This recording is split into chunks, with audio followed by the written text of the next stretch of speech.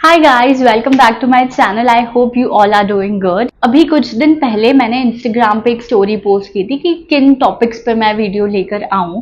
तो सबसे ज्यादा जो पूछा गया था कि टैक्स को हम कैसे पढ़ें, क्या हमारी स्ट्रैटेजी होना चाहिए फॉर टैक्स लॉस।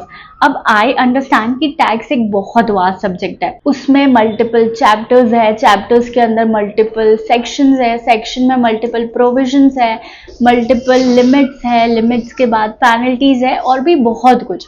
तो ये एक बहुत ही वास्ट सब्जेक्ट हो जाता है और इन सारी चीजों को याद रखना अलोंग विद दूसरे सब्जेक्ट्स वो काफी डिफिकल्ट हो जाता है। I totally understand this. और मजे की बात तो ये है कि जब भी हम टैक्स पढ़ते हैं तो हमें लगता है ये भी आ सकता है, ये भी आ सकता है, ये भी इम्पोर्टेंट है, ये भी इम्पोर्टेंट है, और हम चीजों को पढ़ते हैं, उसको रटते हैं, क्योंकि हमें चीजों को याद तो करना है। तो हम कैसे याद करें, तो हम चीजों का रट्टाफिकेशन करते हैं। फिर क्या होता है, एग्जाम में पेपर आता है तो फिर हम क्या बोलते हैं कि यार पढ़ा तो सब कुछ था, पता नहीं क्या पूछ लिया इन लोगों ने, क्योंकि वहां पे क्वेश्चंस अलग तरीके से पूछे जाते हैं। आज की वीडियो में हम वही बात करने वाले हैं कि हमारी क्या अप्रोच होनी चाहिए टैक्स को पढ़ने के लिए। I request you all to watch this video till end, ताकि आप इस वीडियो से मैक्सिमम बेनिफिट ले सको। मैं आपको बहुत बेसिक से बताऊंगी सारी चीजें। आप अगर फर्स्ट टाइम टैक्स पढ़ रहे हो तब आपको क्या चीजें करनी है, सेकेंड टाइम अगर आप पढ़ रहे हो तो आपको क्या चीजें करनी है। तो आप ध्यान से सुनना। सबसे पहली चीज, जब भी हम पढ़ना शुरू करेंगे तो 3 बेसिक स्टेप्स है। इन बेसिक स्टेप्स को तो आपको करना ही करना है। That is read the concept. Concept को बहुत अच्छे से रीड करो, एक एक लाइन रीड करो, क्या लिखा है उस चीज को रीड करो। अंडरस्टैंड द कंसेप्ट, क्या लिखा है उसका मतलब क्या है उसे समझो।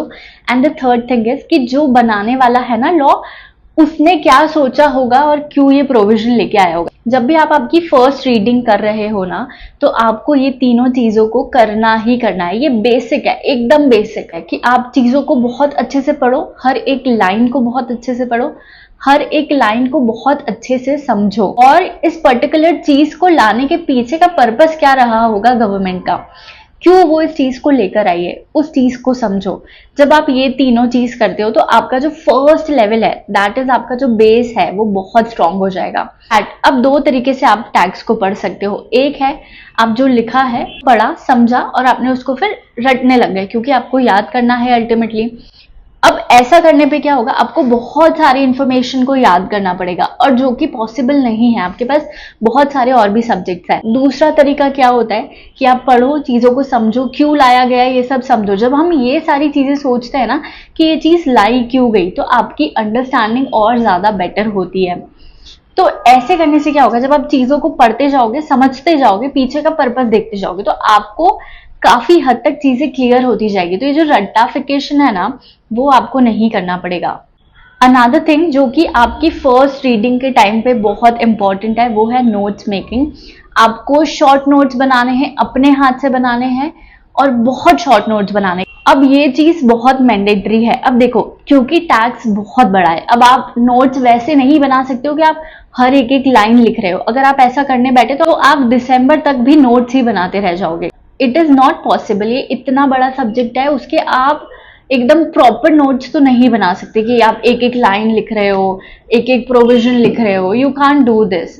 तो आपको नोट्स कैसे बनाने हैं, आपको नोट्स इतने शॉर्ट बनाने हैं, इतने शॉर्ट बनाने हैं कि आपको ही समझ आए कि क्या लिखा है और क्यों लिखा है। मैं आपको बहुत क्विकली बताती हूँ कि आप कैसे नोट्स बना सकते हो। तो सबसे पहले लिखा सेक्शन का नाम, सेक्शन की हेडिंग डाली, सेक्शन में क्या क्या चीजें इंपॉर्टेंट है। जब आप रीडिंग और अंडरस्टैंडिंग करोगे ना, तो आपको समझ आएगा कि क्या चीज याद रखने जैसी, क्या चीज नहीं है।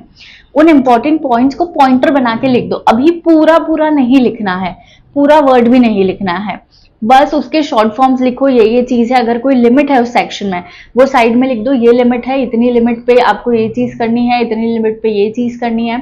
लिमिट लिख दी, कोई पेनल्टी अगर उधर दी है तो पेनल्टी लिख दिया, और वो आपका 4 से 5 लाइन में सेक्शन खत्म।